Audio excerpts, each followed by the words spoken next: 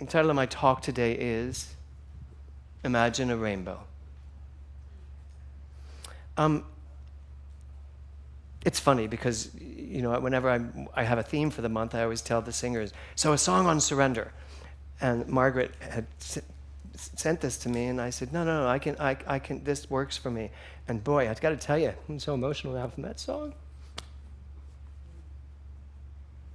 Boy, did this work for me when I got into exploring the song and surrender itself. So, our theme this month is surrender.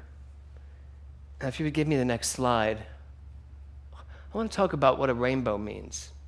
So, the rainbow definition is bent rain. That's what a rainbow is. It's bent rain.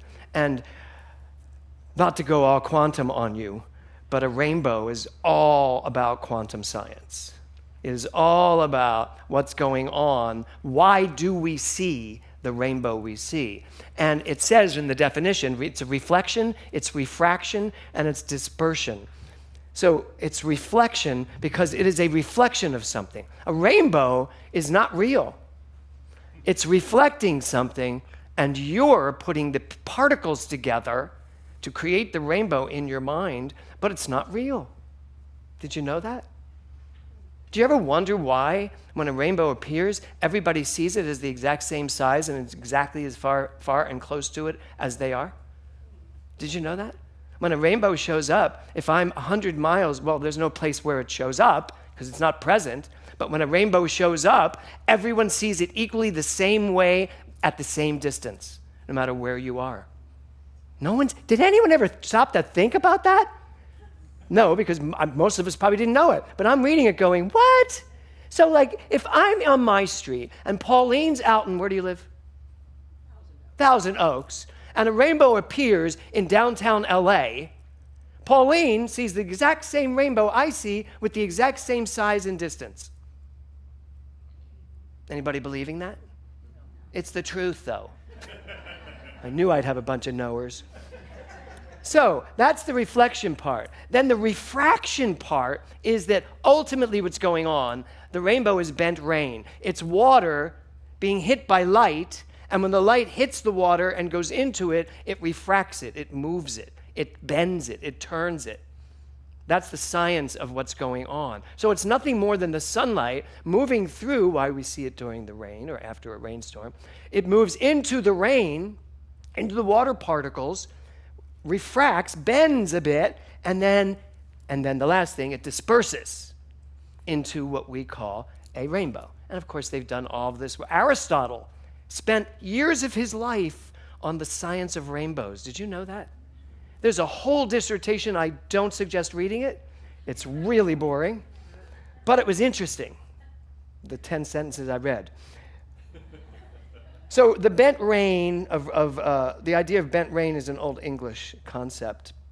But at the end of the day, a rainbow is nothing more than an optical illusion. It doesn't exist. It's an optical illusion. It's one of those bizarre things that happens. So if it doesn't really exist at any one point, why is it something so prevalent in our society? If you give me the next slide here. So there's Judy Garland singing Somewhere Over the Rainbow. And the funny part of this is, and I'm not doing a Wizard of Oz talk, every gay minister does a Wizard of Oz talk, and I have stayed away from that for 20 some odd years. This will be as close as I get to it today. So Dorothy, Dorothy sings Somewhere Over the Rainbow, and what we don't realize is Dorothy is teaching quantum physics. She's actually, the whole song, if happy little bluebirds fly beyond the rainbow, why can't I? That is an important question for us to answer. If little birds can fly over a rainbow, which now we know they can't because they're seeing it just as far away as we are, probably, why can't we? Why can't we move beyond the illusions of this world and realize who we are? That's really what she's saying in the song. So, over the rainbow. What would be over the rainbow? Where is over the rainbow? Well, it would be a place where only truth existed and no illusions anymore.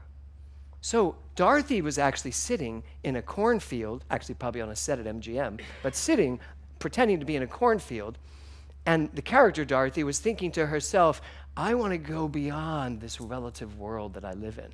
And how classic that her world that she lived in was black and white. Remember that? And it wasn't until she went over the rainbow that it turned into color.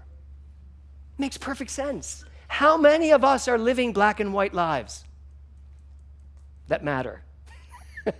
How many of us are living lives literally stuck to the black and white world of relative, the relative aspects of life? So what happens when you go over the rainbow? Well, this is what happens.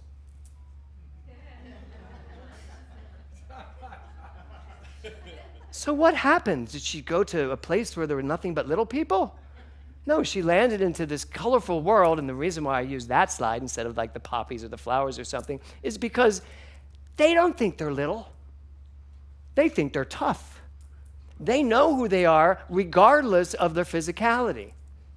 The witch even knows who she is, and Glinda really knows who she is. Does anybody ever wonder, why did Glinda wait for her to go through hell to tell her about those slippers, that she could have gone back any time?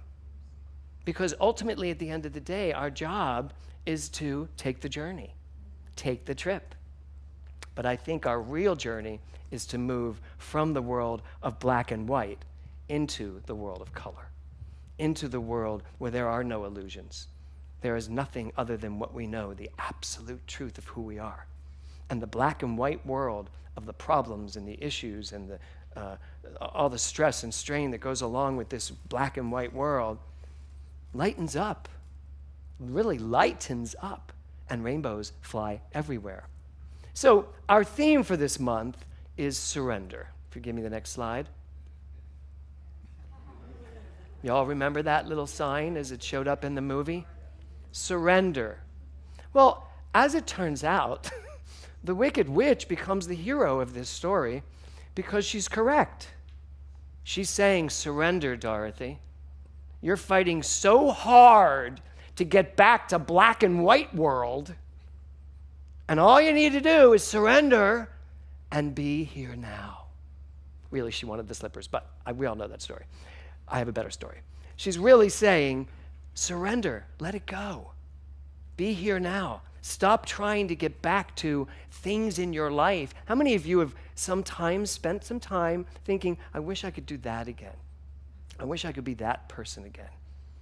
Yeah, as we get to our third act, or our second half of our life, I'm in my third act. I do not think there are 3 acts. I think there are 4 acts. And then I think once we realize the 4th act, we realize there are no acts.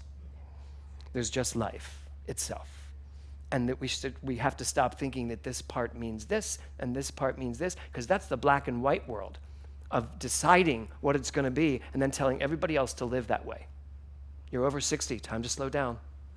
You can't wear that dress anymore, you're over 60. Really? What if you can fit into it? You should wear it. So today, I really want you to think about how much of your world is black and white and how much of your world is technicolor. How much of your life is vibrant and alive. So the interesting thing is that they used the ruby slippers to create this idea of time travel, that the ruby slippers had the power. How many times have you given your power over to something that you think is the thing that's going to get you what you want?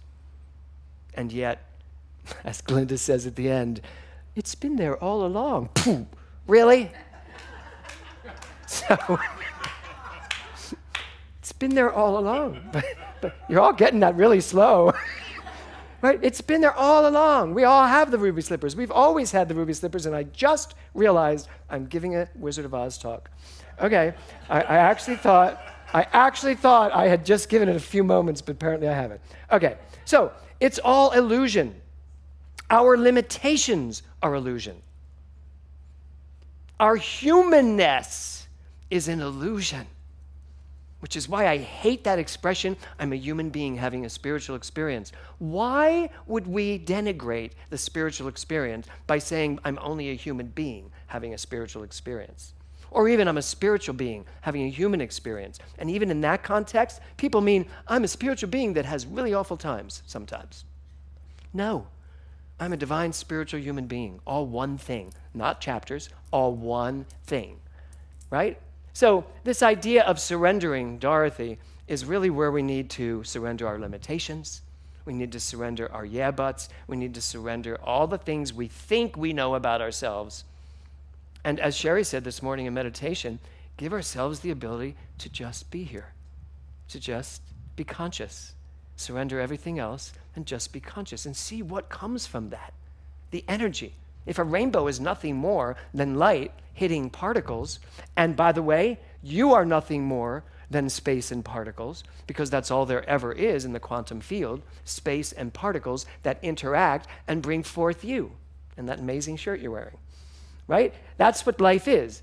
Space and particles coming together, interacting and creating you and me and all of us. So if that's what it is, then guess what? I'm a rainbow. Probably no one needed that reconfirmation, but still, I am the rainbow. I am of the rainbow. I am of the ocean. I am all of it. I'm the ocean. I'm the tree. I'm the sky. That's how we get to that concept. And at the end of the day, it's all illusion. All of it. Because behind all of it is the truth. We don't need ruby slippers to see the truth. You may want them, but you don't need them. So my message to you today is this. Surrender, Dorothy. Let's all say that together. Surrender, Dorothy. And if you don't like being called Dorothy, just add your own name. Surrender, Eric. Surrender, Margaret. Surrender, Kevin, to everything I want. No, you know what makes a marriage work? When you do surrender. No, what makes marriages work, any relationships work, is when you surrender your opinion to a higher understanding and stop trying to make the other person know what you mean. And I know I've failed at that rarely, but occasionally. That's how marriages work, by understanding and by being willing to surrender your point of view for a higher point of view, maybe than even the other point of view, maybe a highest understanding. So this next slide, I loved when I found this. You'll never find a rainbow if you're looking down. And that's right up there with the black and white versus color. You are not going to find the life you desire to live by looking back at the life you have lived. You're not going to find it. What you're going to find is what you've done with your life up to this point. Now, it's okay to reflect on that, I guess, a little and go, yeah, I think I'd rather do it this way. That's fine. But when you use it to beat yourself up, you are not in surrender mode anymore. You are actually going exactly opposite of the surrender mode, and you're doing into control mode, controlling your mind with thoughts that are no longer relevant or useful to you. So the only way you find a rainbow, by the way, is accepting the image that's coming to you from this particle, space, light illusion, and then understand it's all illusion, but what's the truth behind that illusion? That's what's very important. So looking down at the relative and the black and white will just keep you in a black and white experience of life. It'll just keep you in this kind of same old place. And the concept of surrender this month, and it has done a world of good for me this month, has been surrender even who I think I am and know myself to be. Surrender to maybe even a different version of me, a bigger version of me, a more loving version of me, a more, I don't know, all the beautiful words I can think of, more of that for me. Surrender any bad mood I may have. That doesn't mean not feel what I feel, but when I feel it, understand that the feeling is like a rainbow. It's an illusion. It has come from some thought hitting some other thought, banging into a belief and giving me a feeling. It's all illusion, because behind it all, where happy little bluebirds fly, there I am. there's the truth of who I am. And if I can surrender all of this to this, life changes dramatically. This next slide is by Dolly Parton. The way I see it, if you want the rainbow, you have to put up with the rain. Well, it's true. If you want a rainbow, you'd have to put up with the rain. But I'd like to say this instead. If you want a rainbow, you need to understand the rain. You need to understand what your mind's doing. You need to understand how your thoughts and your beliefs come together to create whatever experience you're having of life. And if you have a belief that life is challenging, and then you match those thoughts right to that belief, you know what you get? A challenging life. But if you have a thought that life is good, and a belief, as I do, that life is inherently good, no matter what is going on, life is inherently good. If you have that belief and you mix it with the things that show you that life is good, you see a beautiful sunset, or you see a child, or you see, you go to the ocean and see the surf, all of that. Match that to your belief. What do you think you come up with then? So you may not have to put up with the rain, but you have to understand what it is. My daughter Nora loved the rain, and for a long time I really thought she was unbalanced a little bit. I did. I used to go, why? Why? She's like, she'd wake up and it'd be cloudy, and she'd be like, I love cloudy days. I'm like, what? She's like, I love cloudy days because it means it's going to maybe rain, and I love the rain. I never understood that. But she loved the rain. That was her perspective. My perspective was, it's raining outside. I'm going to get wet. And then I finally came around to the perspective of, so what? Get wet. How many of you have gone out and played in the rain when it's been raining? How many people haven't? Really, Karen, right? You're the only one in the room that hasn't played in the rain? I think we know what we're about to do to you. Yeah. You have to understand that you are the Imagineer of your life. You are the Imagineer of your life. You get to decide. And if you think rain is bad, then you're going to create bad experiences when it rains for yourself.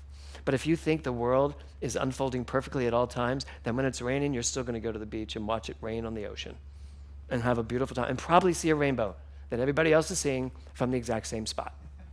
So you get to choose what you see. Reflect on what's going on in your life. Refract. Let your quantum mind bend what's going on. Don't be so rigid. Do you know what the world's like right now? Rigid. The world can't afford to be rigid. Refract it. Put it into your quantum mind and say, you know what? Okay, let's see a bunch of different versions of this. Let's see how it's going to then disperse. Because you're the one dispersing it. We are the ones dispersing this quantum energy into the world. What are we going to disperse? So my next to last quote is by Oscar Wilde. He says, when it rains, look for rainbows. When it's dark, look for the stars. So that begs the question, how much of your time is spent looking at the things that are bothering you? How much of your time is spent on looking at things that don't work for you? Not only in the world, but in your own life, in your own heart. What you focus on expands. What you are willing to know grows. And if you're willing to know who you are, you will grow who you are, and not by focusing on the things you don't like. So Oscar Wilde, who's one of my favorite writers, very smart there. If it's raining, look for the rainbow. If it's dark at night, look for the stars or the moon or whatever. It's up to you what you see. And I want to close this with Khalil Gibran.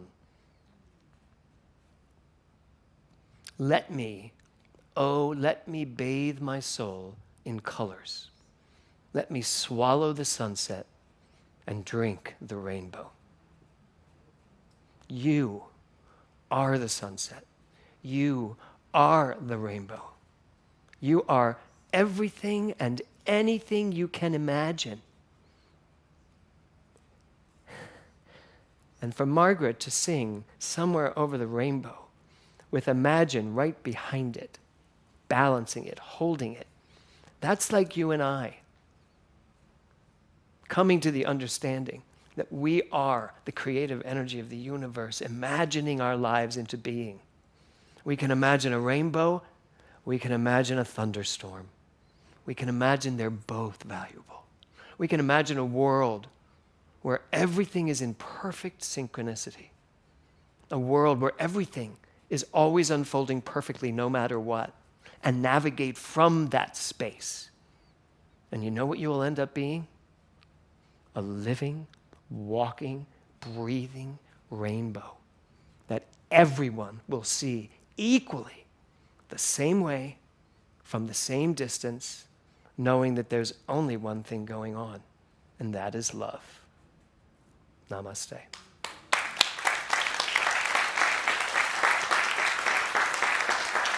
Thank you, Christy. Thank you. Thank you. Thank you.